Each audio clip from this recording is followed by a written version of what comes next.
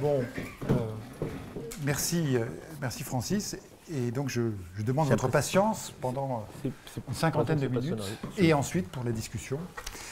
Donc le sujet, il est porté sous vos yeux. Si Dieu n'existe pas, tout est-il permis? Tel quel, si on répondait par l'affirmative, oui, en effet, si Dieu n'existe pas, tout est permis. Bon, on pourrait penser qu'on a affaire à une boutade provocatrice, hein, une forme de chantage théologique, hein, Dieu ou le chaos moral. C'est un peu gaulien, moi ou le chaos, Dieu ou le chaos moral. Donc vous avez intérêt à pencher du côté de Dieu, sinon vous êtes complice de tous les crimes. Bon. Ce chantage, évidemment, est inaudible de nos jours, parce qu'on a plutôt envie de dire, non, c'est le contraire. À chaque fois qu'on a voulu impliquer Dieu pour motiver les normes ou l'action morale, on a cautionné les plus grands dénis de droits de l'homme et de la femme, notamment. On a cautionné des crimes, divinité que de crimes on commet en ton nom.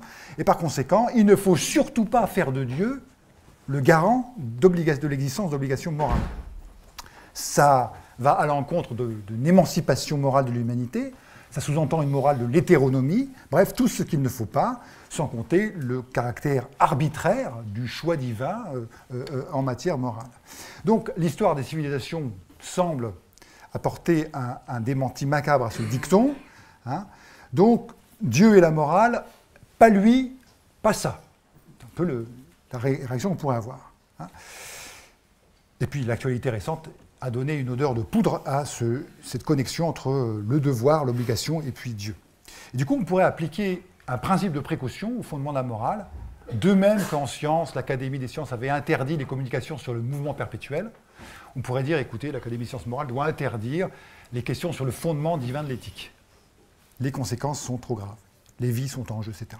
Donc il vaut mieux que Dieu n'existe pas, ou que s'il existe, il n'ait rien à voir avec la morale. Alors je fais remarquer quand même que l'affirmation, l'énoncé « si Dieu n'existe pas, tout est permis », certes, exclut une morale athée, mais n'implique pas forcément une morale confessionnelle. Et je réfléchirai sur la notion de commandement révélé, hein, en me demandant si au fond, ils sont autre chose que des prescriptions à contenu accessible à la raison naturelle. Mais c'est une autre question. Alors, cette boutade théologique et morale, on pourrait en faire un usage suivant en disant, bah, écoutez, en fait, c'est un argument théiste déguisé. Si Dieu n'existe pas, tout est permis. Hein, et on vous dit, c'est un joli modus tollens. Or, tout n'est pas permis. Vous êtes d'accord qu'il y a des choses imprescriptibles, inqualifiables, épouvantables, qu'il ne faut pas permettre. Et donc, si vous avez admis que si Dieu n'existe pas, tout est permis, et que tout n'est pas permis, alors vous êtes obligé d'admettre que Dieu existe. Alors, question, quel Dieu, avec quel qualificatif, d'où sort-il? Ça peut être tout également une exhortation libertaire. Si Dieu n'existe pas, tout est permis. Or, Dieu n'existe pas, donc allons-y. Cessons de nous inhiber. Voilà. On trouve également, et je vais commencer donc par illustrer un peu l'énoncé en me demandant ce qu'il peut vouloir dire, ce qu'il ne peut pas vouloir dire, et ensuite j'entrerai dans la justification de si Dieu n'existe pas, tout est permis. Justification qui ne sera pas complète, hein, rassurez-vous, enfin je ne sais pas s'il faut se rassurer, mais j'essaierai de l'évaluer pour elle-même. On trouve une version épistémique de « si Dieu n'existe pas, tout est permis ». Vous la trouvez par exemple chez Voltaire qui dit, ironiquement, « Je veux que mon procureur, mon tailleur, mes valets, ma femme même croient en Dieu et je m'imagine que j'en serai moins volé et moins cocu ». Est-ce que cette déclaration, qui a une grande pertinence anthropologique, hein, c'est d'utiliser Dieu comme autorité morale, comme une sorte de gendarme, et tenez-vous bien, parce que sinon, vous pourriez avoir affaire à ce père fouettard, vous pourriez avoir à regretter de m'avoir menti, trompé, d'avoir fait un devis trop élevé, etc. Bon. Mais au fond, cette déclaration, quelle que soit sa pertinence anthropologique, que je ne conteste pas, dit simplement, si les gens croient en Dieu, ils n'oseront pas tout se permettre. Il y aura une sorte de surmoi théologique, un père fouettard céleste qui est là, comme ciel qui risque de leur tomber sur la tête s'ils commettent des actes trop répréhensibles. Et le corollaire quand il y a Voltaire, c'est ben, si mes gens ne croient pas en Dieu, ils vont tout se permettre. Mais ça n'a pas grand-chose à voir, et je pense que c'est assez orthogonal avec la question si Dieu n'existe pas, tout est permis. Là, vous avez une version épistémique. Si les gens croient que, alors ils se comporteront comme ça. Mais ce n'est pas la question de savoir s'il y a un rapport entre l'existence de Dieu et la pertinence d'obligations morales. On pourrait même ajouter une version fictionnaliste, hein, c'est celle que Baudelaire imagine, en définissant Dieu comme le seul être qui n'a pas besoin d'exister pour gouverner. L'idée, Dieu, c'est la fiction de la punition, du châtiment. Hein, et il est vrai que la lecture de beaucoup de textes sacrés, de beaucoup de religions, de beaucoup de traditions, figure en premier lieu Dieu comme cette espèce de gendarme qui va écraser le premier déviant. Alors, ce n'est pas de cette version épistémique du conditionnel « si Dieu n'existe pas, tout est-il permis » que je vais m'occuper. On pourrait se demander d'ailleurs si on ne peut pas tout simplement réfuter cette implication « si Dieu n'existe pas, tout est permis » par le fait qu'il y a des athées vertueux. J'ai envie de dire Dieu merci, parce que sinon, vu que le nombre de croyants baisse tendanciellement, la moralité de l'humanité serait... Mais ce n'est pas la question. Alors, vous avez sous les yeux l'image d'une campagne des années 2008, je crois, ou 2006, dans laquelle eh bien, on vous dit, voilà, vous n'avez pas besoin de croire en Dieu pour être une personne morale ou éthique. Donc, croire en Dieu n'est pas une condition nécessaire pour être quelqu'un de bien. Quelqu'un qui ne se permet pas tout. Mais là, encore une fois, c'est uniquement la version épistémique. Hein. Le fait de croire favorise-t-il ou non, ou le fait de ne pas croire favorise-t-il ou non les comportements moralement bons, moralement mauvais, hein. Et à la limite, on pourrait concevoir que cette campagne menée par Richard Dawkins, au nom d'organisations athéistes, dirait plutôt au contraire, il vaut mieux ne pas être une personne croyante, hein, parce que là, vous êtes dans la superstition, dans le fanatisme, dans l'irrationnel, donc vous n'allez pas avoir un comportement qui maximise le bien. Hein. Bon. Mais encore une fois, ce n'est pas la question, car ici, on est uniquement dans la relation épistémique. Bien. Alors, on pourrait éventuellement aussi dire, mais il y a une autre réfutation, c'est au fond, regardez, il y a des gens qui affirment l'existence de Dieu, comme Tartuffe, et qui en profitent pour se livrer à l'assouvissement de leurs plus bas instincts, et même qui instrumentalisent leur familiarité avec la source divine des commandements pour dire le ciel défend de vrai certains contentements, mais on trouve avec lui des accommodements. Hein. Bon, là encore une fois, le comportement de Tartuffe, ou des Tartuffes, qui vit encore, hein, chacun sait, n'engage pas la relation, j'allais dire métaphysique, éventuelle, hein, entre l'existence de Dieu et l'existence d'obligations morales. Donc, du théisme accommodant ou du libertinage théiste, on ne peut rien conclure, sinon qu'il y a des entorses et des gens qui utilisent leur savoir ou leur prétendu savoir religieux pour assouvir leurs pulsions. Alors, mettons à plat la question, si Dieu n'existe pas, tout est-il permis? Il y a deux fois deux réponses, en fait. Selon qu'on est en mode théiste ou en mode athée, ou peut-être entre les deux, en mode agnostique. Si on répond oui, si Dieu n'existe pas, tout est permis, ça peut vouloir dire, en effet, Dieu n'existe pas, et donc, tout est permis, du fait que Dieu n'existe pas. Ou alors, Dieu existe, mais s'il n'existait pas, ou même s'il n'existait pas,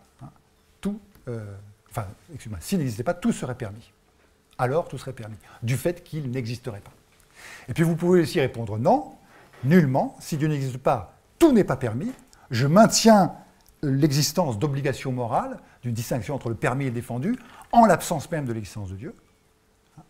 Et ça, en disant soit, même si Dieu n'existe pas, pour autant, tout ne serait pas permis, ou bien que Dieu n'existe pas, tout n'est pas permis.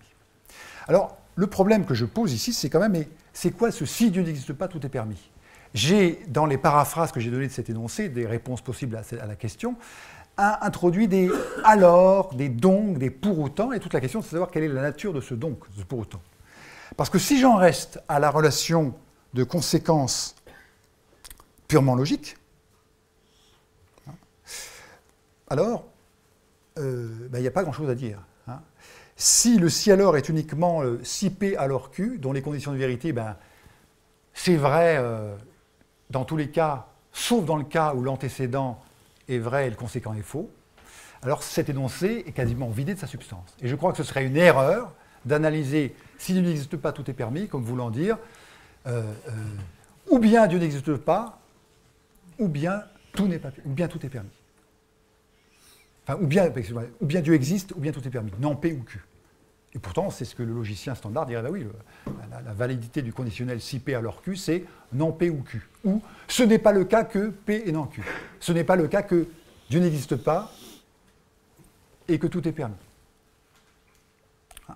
Donc, je vais essayer d'aller un peu plus loin. Je pense qu'il ne faut pas être abusé par cette forme conditionnelle. Hein.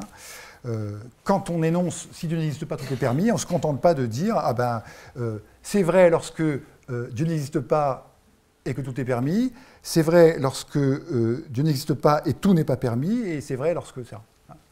On dit autre chose, on va chercher, me semble-t-il, un lien de conséquence logique ou causale, et avec une nécessité qui n'est pas simplement celle de la combinaison de cas. Le conditionnel, je peux très bien dire « si 2 et 2 font 5 », alors je suis le roi de Prusse. Il n'y a aucun rapport, pourtant, c'est un conditionnel qui est valide, c'est donc une implication. L'implication étant un conditionnel valide. Si je dis si 2 et 3 font 5, si 2 et 2 font 5, 3 et 3 font 7, pourriez vous demander s'il n'y a pas un rapport entre les deux. Mais de toute façon, le conditionnel reste parfaitement valide. Si 2 et 2 font 5, si 2 et 2 font 4, pardon, 3 et 3 font 6, oui, là, ça marche. Par contre, si 2 et 2 font 5, 3 et 3 font 7, ça ne marche pas. Mais on a l'impression qu'on ne voit pas toujours le rapport n'est pas évident, surtout si on ajoute le fait que je sois ou non le roi de Prusse, etc. Donc, qu'est-ce qui se cache derrière ceci? Alors, on va repartir de ces 4 réponses possibles pour voir qu'elles ont une épaisseur anthropologique indéniable. La première, Dieu n'existe pas, alors détendez-vous. Hein, c'est l'idée que, voilà, il n'y a pas de... C'est donc cette fameuse campagne de Richard Dawkins. Hein. Le ciel est vide, donc n'allez pas vous soucier. Regardez le slogan.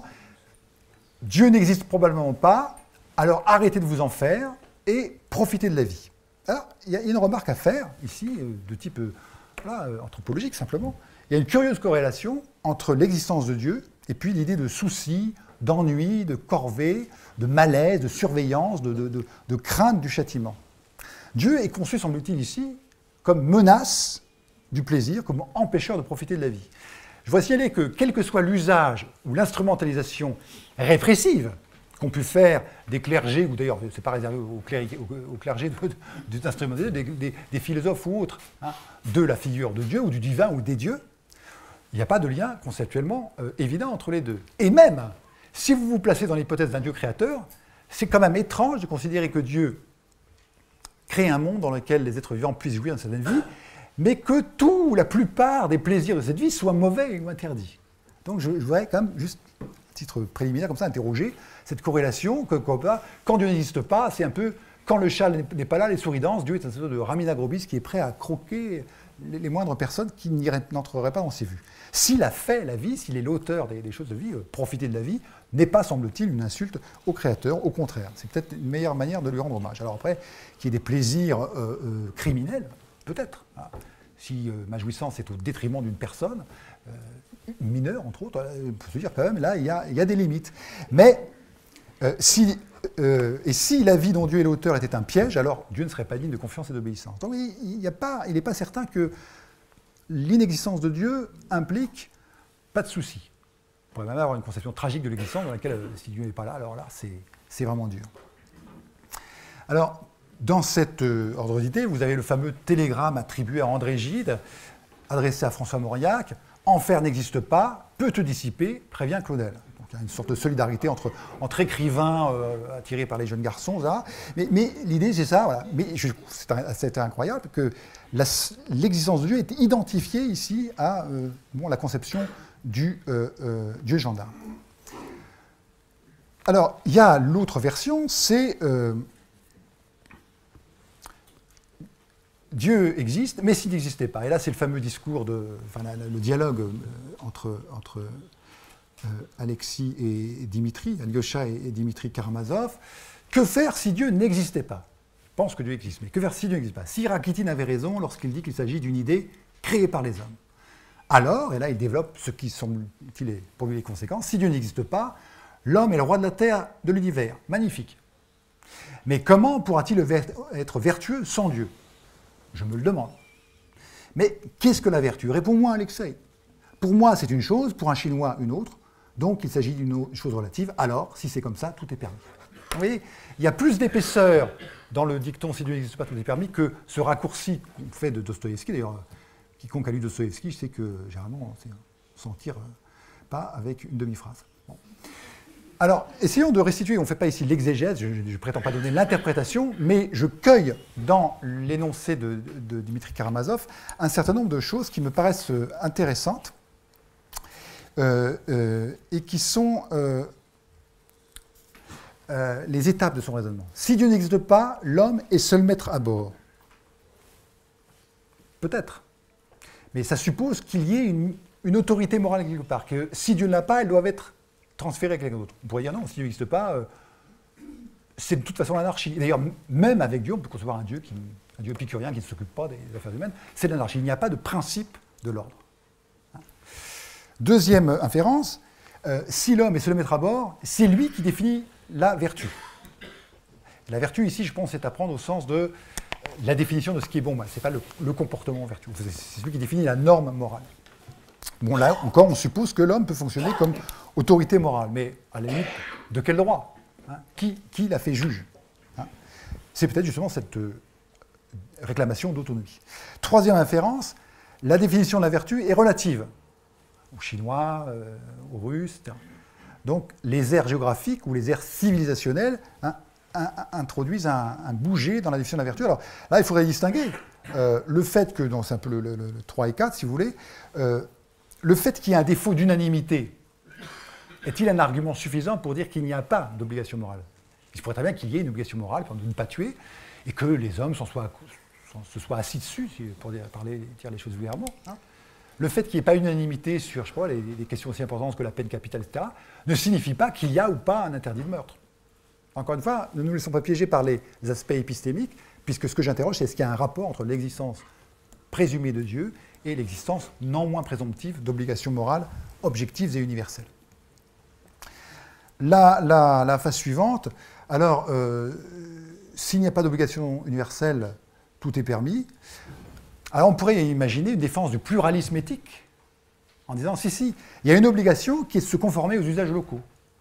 La paix civile, l'ordre social fait que, voilà, quelles que soient vos convictions, vous jouez le jeu de la démocratie, pour autant que vous soyez en démocratie, et vous privilégiez l'accord avec les normes sociales sanctionnées par la loi, hein, et vous poursuivez votre combat pour la libération des phoques, je ne sais pas quoi, mais tant que le massacre des phoques est autorisé ou plafonné à temps, vous avez vos convictions morales, mais vous respectez le fonctionnement démocratique. Hein. Donc la seule obligation universelle, ce serait l'obligation de se soumettre à la loi du collectif, si j'ose dire, hein, à la volonté générale, pour parler avec Rousseau. Donc on aurait ici une justification de si Dieu n'existe pas, tout est permis. Vous voyez, elle passe quand même par un certain nombre de présuppositions, la question d'une autorité morale, la question de qui l'exerce, la question du pluralisme éthique. Passons maintenant au non. Même si Dieu n'existe pas, la morale serait sauve. Alors on trouve dans l'histoire de la philosophie des fameuses déclarations, mais enfin, quand on lit de plus près la fameuse préface du traité du droit de guerre et de paix, on s'aperçoit qu'on ne sait pas si c'est ironique, on ne sait pas si c'est expérimental. Bon. Mais l'idée, c'est que, dit Grotius, même si ce qu'on peut imaginer sans un crime horrible, Dieu n'existe pas, alors les règles, les principes généraux du droit, ne pas dénoncer les contrats, être fidèle à ses obligations, etc., resteraient vrais. Ils auraient une certaine pertinence. Hein, bon. Et on peut également le voir de la façon suivante, encore une campagne d'affiches, hein, où ce sont des questions qui ne sont pas si éloignées comme ça des préoccupations, au moins d'un certain public. Pourquoi croire en Dieu? Soyez bons, mais juste pour l'amour de la bonté. Soyez un être motivé par la loi morale elle-même et non pas par la peur du châtiment ou par le souci d'obéir ou de plaire à un éventuel législateur moral. Et puis vous avez le non B qui vous dit Dieu meurt, mais la morale demeure. Et c'est toute l'idée de morale indépendante. Hein. Sous Napoléon III sort un journal qui en était déjà à sa troisième année sous l'Empire libéral, la morale indépendante, et on vous explique que les religions, avec leurs sacrifices barbares, etc., ont parasité la source de l'obligation morale, et il y a un absolu qui est un tu-dois général, et tu dois respecter la vie, tu dois ne pas tuer, etc. Le contenu de la morale indépendante, d'ailleurs, peut varier selon les conceptions, mais l'idée, c'est qu'elle est indépendante au moins du Dieu des confessions, du Dieu des révélations.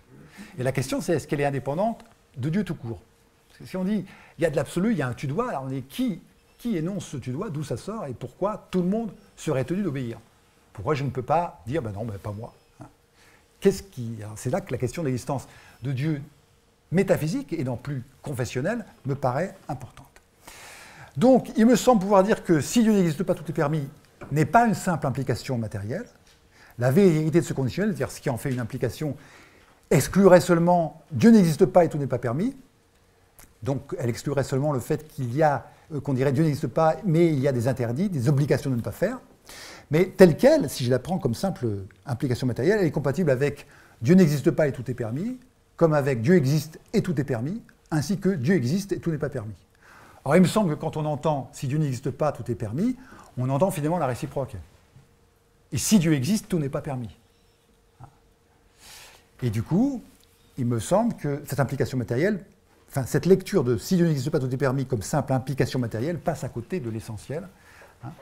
L'implication matérielle n'affirme pas que la non-existence de Dieu serait une condition nécessaire de la permissivité universelle. Elle n'implique pas non plus le caractère nécessaire, enfin métaphysiquement nécessaire de la conséquence. Ça pourrait... Il se trouve que quand Dieu n'est pas là, tout est permis, mais il pourrait ne pas y avoir de rapport, ça pourrait être une coïncidence. Je pense qu'il nous faut aller plus loin et chercher un rapport une relation biconditionnelle qui soit vraiment causale et fondationnelle. Ce que je veux dire par là, et c'est tout à fait discutable, c'est que quand on entend, quand on dit, ou ce qu'on veut dire par « si Dieu n'existe pas, tout est permis », ou ce qu'on veut dire quand on dit « non, pas du tout », si Dieu n'existe pas, tout n'est pas permis pour autant, la question qu'on se pose, c'est la relation vraiment entre l'existence de Dieu et l'existence de normes morales objectives universelles. Et ça veut dire plutôt, sachant que tout n'est pas permis, alors on a une bonne raison d'affirmer qu'il y a une source de cette obligation de ne pas faire certaines choses, et qui serait, alors, c'est ce qu'on va étudier, là, Dieu ou quelqu'un d'autre. Et inversement, on dit, ce qu'on veut dire, c'est ça, c'est que c'est parce que, et seulement parce que Dieu existe, ou si et seulement s'il existait, que tout n'est pas ou ne serait pas permis. Il me semble que... Alors, c'est QRAP, ce qui reste à prouver. Hein. Pour l'instant, je ne l'ai pas prouvé, mais j'ai simplement voulu ici, pour l'instant, dire les différentes illustrations anthropologiques de si Dieu n'existe pas, tout est permis, etc., semblent aller dans le sens suivant. Ce qui est à interroger, c'est vraiment un rapport biconditionnel, causal et fondationnel. Hein. L'existence de Dieu, c'est ce qui rend, c'est ce qui est responsable de l'existence d'obligations morales. Et l'obligation morale pourrait nous révéler, non pas au sens de la révélation confessionnelle, mais être l'indice qu'il y a quelque chose d'absolu, quelque chose de l'ordre de ce qui doit être, de ce qui ne doit pas être, qui est la définition du bien d'ailleurs, dans certaines philosophies. Et du coup, c'est ça, cette relation que je veux interroger. Alors, si l'on admet que si Dieu n'existe pas, tout est permis, engage non pas un simple conditionnel de type il est vérifié lorsque on va du vrai ou du faux au vrai ou du faux au faux, et il est invalidé uniquement quand on va du vrai au faux. Si c'est autre chose, si c'est vraiment cette relation si et seulement si et parce que, alors il y a une solution triviale qui consisterait à dire, ben oui justement, presque nominale, j'appelle Dieu ce dont l'existence, et seulement elle, fait ou ferait que tout n'est pas permis. Alors j'insiste sur ce fait ou ferait parce qu'au fond, en m'intéressant sur le rapport entre existence de Dieu et existence d'obligation morale, je ne me prononce ni sur l'une ni sur l'autre. Je m'intéresse à la relation entre les deux. Bon. Alors, la proposition serait qu'effectivement, Dieu serait l'unique législateur moral possible. Il n'y aurait pas d'autre source possible d'une justification de normes morales. Prenez une norme simple, on ne tue pas, on ne détruit pas la vie d'autrui sans nécessité, donc hors légitime défense par exemple. Et ça, pris sur le plan moral, non pas sur le plan des législations juridiques. Hein. Est-ce que c'est oui ou non une vérité morale? Et supposons que ça marche, il y a trois difficultés. La première, c'est, mais au fond, pourquoi cherchez-vous à fonder l'obligation morale? pourrait dire tout n'est pas permis, ou l'interdit du meurtre, ou de l'inceste, ou que sais-je encore. C'est un fait pur et simple. Et si vous voulez l'étayer par un commandement divin, une morale théologique, alors là, vous allez le polluer. Vous allez commettre non plus un sophiste naturaliste, ce sophisme qui consiste à définir le bien ou le devoir par des descriptions de faits naturels, ne pas supprimer l'existence, ça c'est un fait physiquement descriptible, et c'est bien, c'est mal, hein, ne se réduit pas à supprimer l'existence physique, ou détruire une existence physique. Et là, on pourrait dire, c'est un sophisme surnaturaliste, vous réduisez le bien et le mal à quelque chose qui vient d'un être surnaturel. On pourrait dire, non, on est très bien comme ça, et c'est un peu ce que je disais au début de cette séance, on est très bien sans mêler Dieu à tout cela. Le deuxième problème, c'est le passage d'une existence à une obligation. Admettons qu'il faille fonder ou sourcer l'obligation morale, on retrouve le fameux is-ought problem, qui fait que, comment à partir d'une existence, l'existence de Dieu, supposons que ce soit un état de choses, ou un état de fait, Dieu existe, comment vous pouvez déduire une norme d'action, Dieu existe, ou quelque chose existe, donc il faut. Comment vous pouvez passer du descriptif au prescriptif. Et puis, il y a le troisième problème, c'est le risque de l'arbitraire divin. Au fond, supposer les deux premières difficultés enjambées, on peut dire, oui, si Dieu commande n'importe quoi, s'il change d'avis, hein, et c'est toute la problématique, alors là, qui est bien plus philosophie de la religion que ce que je fais aujourd'hui, de ce qu'on appelle la Divine Command Ethics, l'éthique des commandements divins, dans laquelle il y a des discussions importantes, j'en parlerai un tout petit peu vers la fin.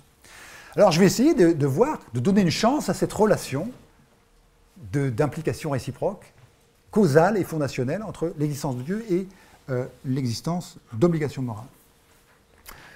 Je vais essayer de définir, à gros traits, le cahier des charges de « tout n'est pas permis ». Puisque je vais traiter le conditionnel comme voulant dire finalement, si Dieu existe, tout n'est pas permis, et si Dieu n'existe pas, tout est permis.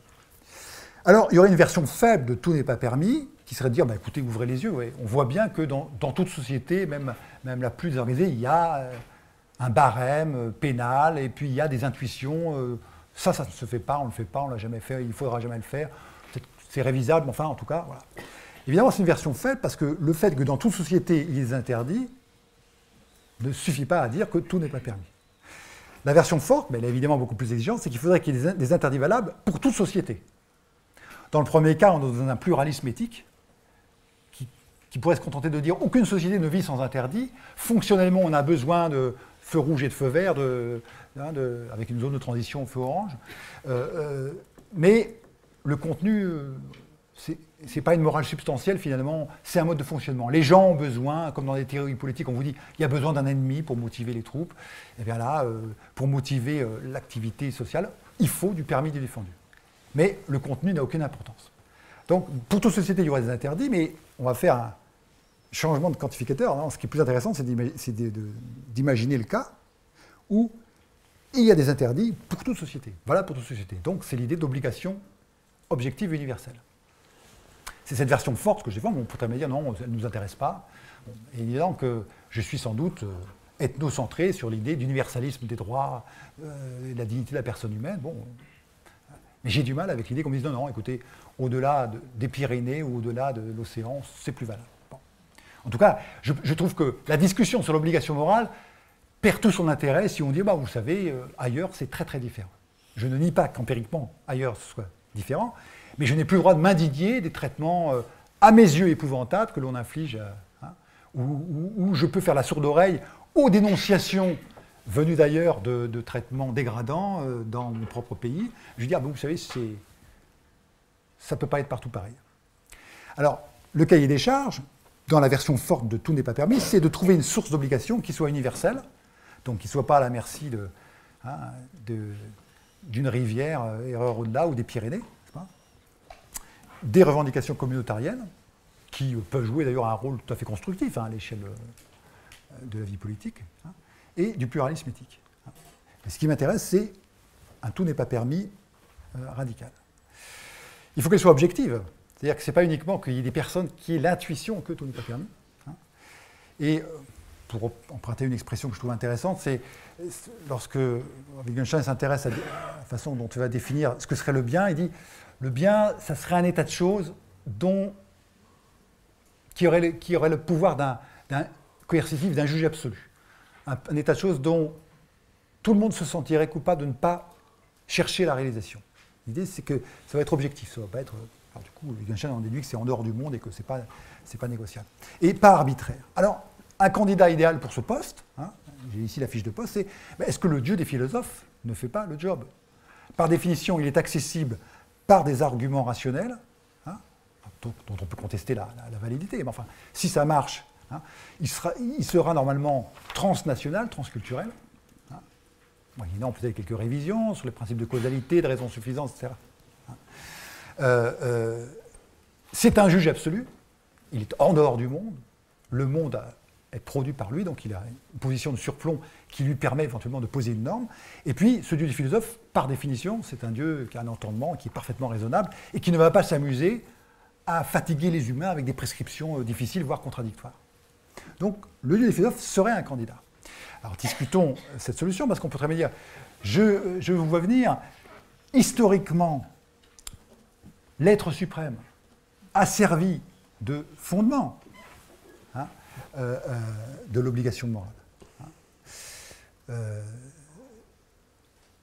Devant l'ignorance, l'oubli et le mépris des droits naturels inaliénables et sacrés, l'Assemblée nationale, en présence et sous les auspices de l'être suprême, déclare « Tous les hommes naissent libres et égaux en droit de sang ». Bon. Mais cette caution, on pourrait dire, mais elle est périmée, car depuis, nous savons, grâce à de grands philosophes, que l'existence de Dieu est tout au plus une fiction, qu'elle n'appartient pas à la raison théorique, etc.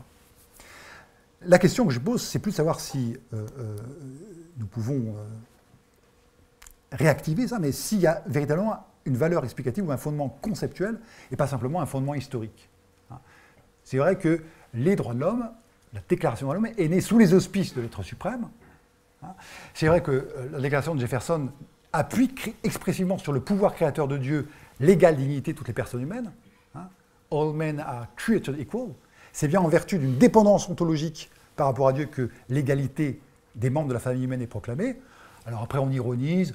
Oui, mais vous savez, Jefferson, il avait 200 esclaves dans sa propriété, etc. Bon, ben, il n'était pas en accord avec ce qu'il affirmait.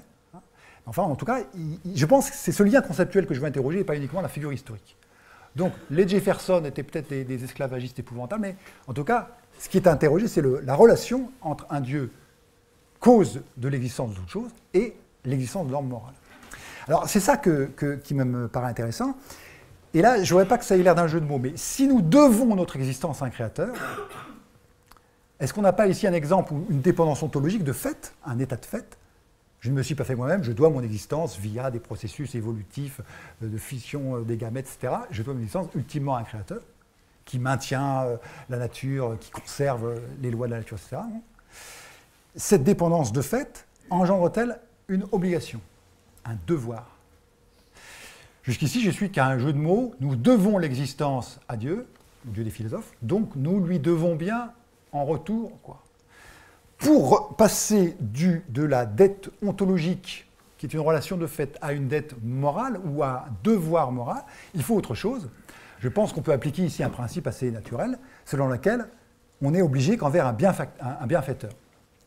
Et donc, il nous faut des raisons de qualifier l'auteur de toute existence de bienfaiteur, sans quoi, ceux dont nous lui sommes redevables, s'ils ne sont pas des bienfaits, nous n'avons aucune raison ni de lui faire confiance, ni de lui obéir. Je pense que le schéma est clair. Quelqu'un qui n'aurait reçu de son entourage que de mauvais traitements ne pourrait pas dire « oui, mais quand même, ils m'ont donné l'existence, hein, donc je leur dois respect, obéissance ». Non, je dis, ils ont détruit ce lien de dépendance, ils m'ont donné la vie, mais... Alors, il y a une objection qu'on entend souvent, mais c'est curieux, c'est qu'un bienfaiteur est censé nous demander notre avis quand même. Je vais vous faire un cadeau, est-ce que vous voulez accepter ce cadeau? Or, nous n'avons pas, l'univers n'a pas été consulté avant d'exister pour savoir si ça allait être bien pour lui ou non d'exister. Je pense que ce n'est pas une vraie objection, parce que, par définition, il y a la pose romantique, si vous voulez, à la Chateaubriand, qui c'est dire le jour où ma mère m'infligea la vie, ou m'infligea l'existence. Bon, est-ce que ça veut dire, si j'avais été là avant, je lui aurais dit, mère, ne m'infligez pas l'existence, car c'est un océan de tourments, d'orages non désirés, etc. Peut-être. Hein. Mais par définition, si nous devons à Dieu l'existence, nous ne sommes pas en position de dire j'en veux pas. C'est-à-dire c'est trop tard. le temps d'apprendre à vivre, il faut déjà exister pour pouvoir se prononcer sur savoir si l'existence c'était quoi bien fait. Mais là, on a quand même une hypothèque sérieuse, car de fait, j'ai envie de dire, le seul problème de mon argumentation, pour l'instant, il y en a d'autres, hein, à mon avis, c'est le problème du mal. Si l'existence ne peut pas être qualifiée de bienfait, alors nous pouvons dire l'existence qui nous est donnée, le don de l'existence qui nous est fait, ne génère aucune reconnaissance, aucune gratitude, aucun devoir de respecter ce qui m'a été donné étant donné la mauvaise qualité du produit. Donc, je pense que je suis tributaire pour maintenir un lien entre l'existence d'un Dieu créateur et l'existence d'obligation. Je suis tributaire d'une conception eudémonique de l'existence, versus une conception tragique. L'existence m'a été donnée et du coup, vivre c'est quoi? Il vaudrait mieux ne pas naître ou, comme dit l'autre, franchir au plus vite, une fois né, franchir au plus vite les portes de l'enfer. Alors, je voudrais souligner que cette relation entre un Dieu créateur du cosmos et l'existence d'obligations morales n'est pas uniquement l'existence est un bienfait. Je voudrais souligner la pertinence de certains traits qui font partie du cahier des charges ou des conditions du côté de la réalisation d'un monde d'obligations. Nous avons l'impression que la responsabilité morale, l'acte libre, c'est quelque chose qui va de soi. Je pense qu'on n'est pas assez attentif aux conditions qui doivent être satisfaites pour qu'une vie morale soit possible. Pour qu'une vie morale soit possible, pour qu'une responsabilité morale de mes actions soit possible, il faut déjà une rationalité de l'action, une prévisibilité courante des effets d'une action. Il faut que quand je veux faire du mal ou du bien à quelqu'un, mes intentions, toutes les conditions de la connexion entre l'intention que je forme, les gestes que je vais faire, le poison ou le remède que je vais servir à quelqu'un, il faut que ça soit régulier, il faut que les propriétés de l'arsenic restent les mêmes, et moyennant d'autres, parce qu'une petite dose d'arsenic peut être un médicament, une forte dose est un poison. Il faut que toutes les lois de la nature soient maintenues. Or, nous aurions une raison de dire, l'existence de Dieu est ici encore, indépendamment de l'existence qu'il me donne, une condition de la moralité des actes et de l'existence même d'obligations morales, parce que s'il n'y a pas de régularité dans la nature, s'il n'y a pas de chaîne causale identifiable, on peut compter sur rien. Je pourrais avoir des projets philanthropiques extraordinaires ou des projets machiavéliques de destruction de tous mes prochains. Si je ne pouvais pas compter sur la fiabilité, la réidentification de chaînes causales régulières, alors je n'aurais pas de vie morale. Je passerais mon temps à imaginer la destruction d'autrui ou au contraire mon dévouement à autrui, mais je n'aurais aucun moyen d'intervenir de façon responsable. Alors non seulement il faut une rationalité de l'action et un certain déterminisme dans les chaînes causales, entre les propriétés des éléments, une conservation de ces propriétés. Si l'arsenic, tous les 2 jours, change de propriété, alors il faut que je planifie mon opération chirurgicale ou ma tentative d'empoisonnement du tyran de façon... ça devient très compliqué. Il faut aussi, alors pas simplement une rationalité d'action, mais aussi que la possibilité de réponse ne soit pas systématiquement déterminée par des actes réflexes. Il faut aussi une contingence de l'action. Donc un dosage assez étonnant entre l'insertion de changement, une possibilité d'agir autrement, si on n'est pas compatibiliste, dans cette trame de choses prévisibles. Donc il faut un mélange, un sacré mélange, si j'ose dire, de prédictibilité et d'initiative reconnue à un agent libre. On pourrait rajouter d'autres conditions.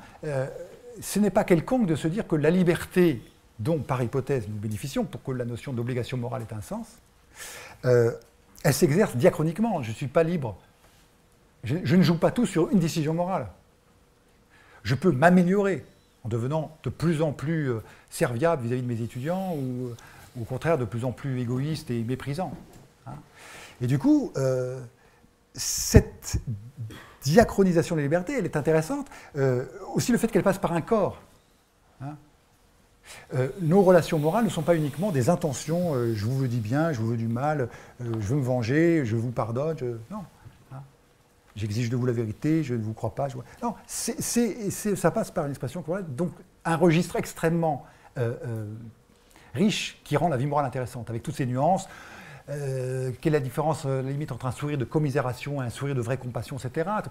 La richesse de la palette des actes moralement qualifiables est rendue possible grâce à ça. Or, on peut se dire, au fond, Nous avons là des arguments supplémentaires qui ne sont pas déductifs, mais de reconnaître en un Dieu qui crée un monde dans lequel il y a des lois, mais aussi une possibilité d'initiative, aussi une possibilité d'expression de nos intentions par un registre corporel, moyennant un rayon d'action qui est variable.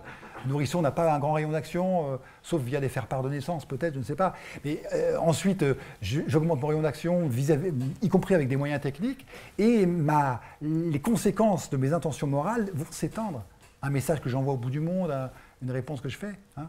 Cette variabilité est aussi une source, une richesse, et alors bon, quelles en sont les conditions, et si elles ne sont pas quelconques, ça, j'allais dire, ça va corroborer l'idée qu'il y a un lien entre l'existence de Dieu et si vous me dites, mais ça va de soi qu'il y ait des esprits libres, mais qui coopèrent avec un corps, voilà, bon, ben, l'explication de l'obligation morale par Dieu tombe. Si vous dites, ah oui, c'est pas quelconque, vous avez un argument supplémentaire pour l'existence de Dieu. Et puis alors, évidemment, pour que le monde moral soit habitable de façon cohérente, il faut un accès à cette source d'obligation universelle. Alors c'est quoi? Ce qu'on appelle la conscience morale. Alors certains auteurs disent que l'existence d'une conscience morale n'est pas du tout une preuve de l'existence d'un législateur moral. Hein. C'est la question que je pose. Hein. Ce qui est intéressant en faisant cette remarque, c'est que vous pouvez très bien avoir une conscience morale sans identifier la condition métaphysique. Donc vous pouvez très bien, ça rend possible l'athée vertueux qui dit moi j'ai ma conscience, ça me suffit, pas besoin de Dieu. Hein. On va revenir sur cette discussion.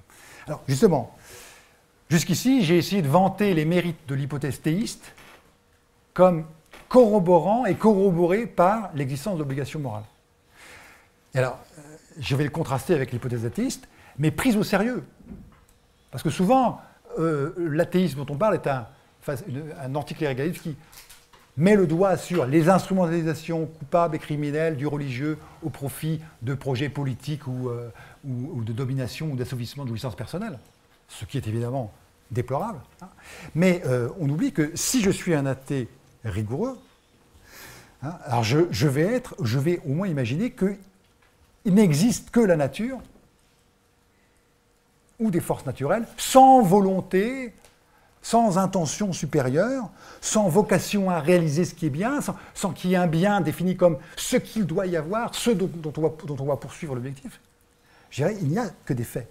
Et alors, notamment, si vraiment je vais jusqu'au bout, si je dis il n'existe que des objets ultimement immuables, éternels et indépendants, hein, eh bien,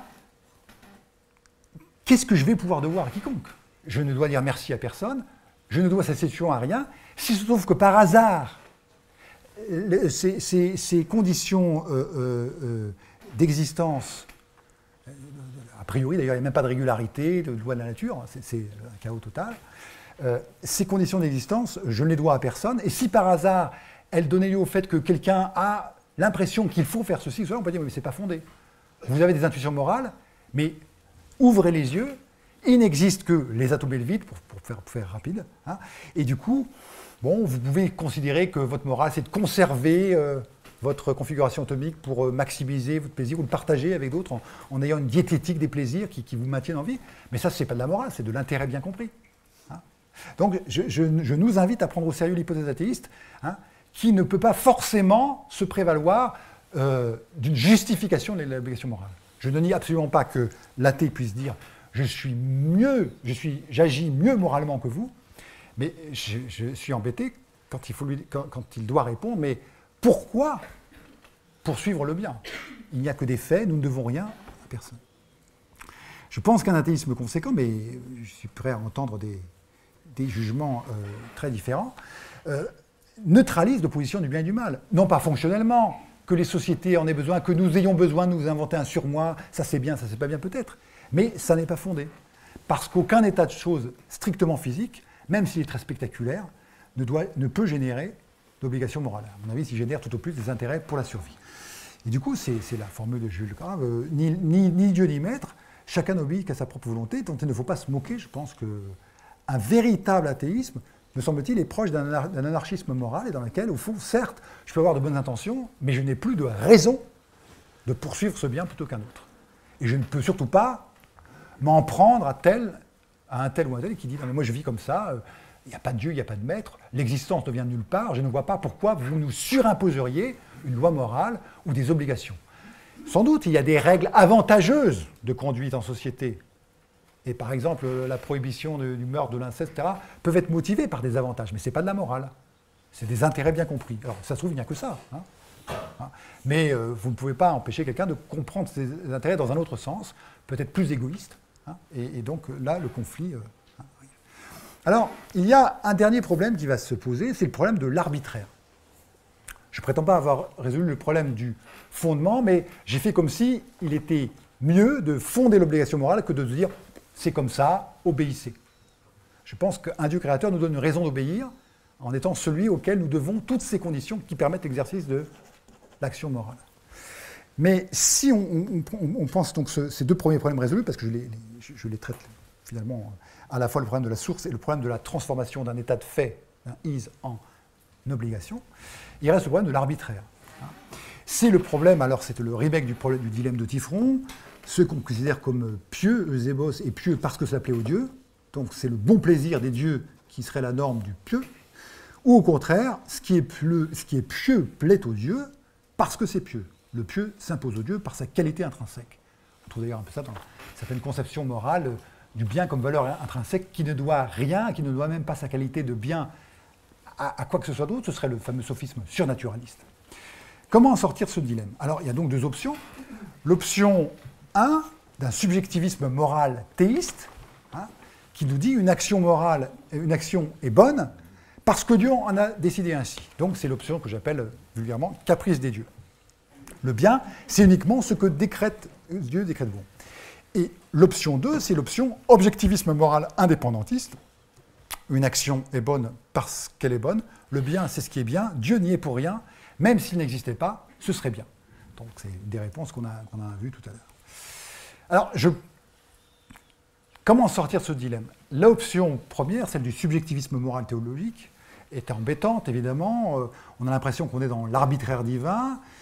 Pourquoi pas, de même certains empiristes imaginent des lois de la nature telles que les émeraudes sont bleues jusqu'au 1er janvier 2017 et puis après elles sont bleues ou vertes après, ou le contraire. Évidemment, les émeraudes commencent par être vertes. Et là, on pourrait dire, tuer, c'est bien du 1er au 15 du mois, mais du 16 au 31,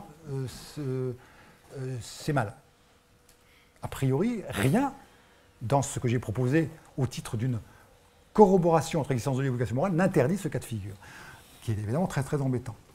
Et si en revanche on prend l'option morale, l'option de l'objectivisme moral indépendantiste, alors on a dit c'est très bien, mais alors donc Dieu n'est plus l'absolu, il y a quelque chose d'autre au-dessus de Dieu. Dieu regarde l'idée du bien, c'est un petit démiurge platonicien qui regarde un bien et donc qui se doit se soumettre. Alors pourquoi pas un Dieu subalterne?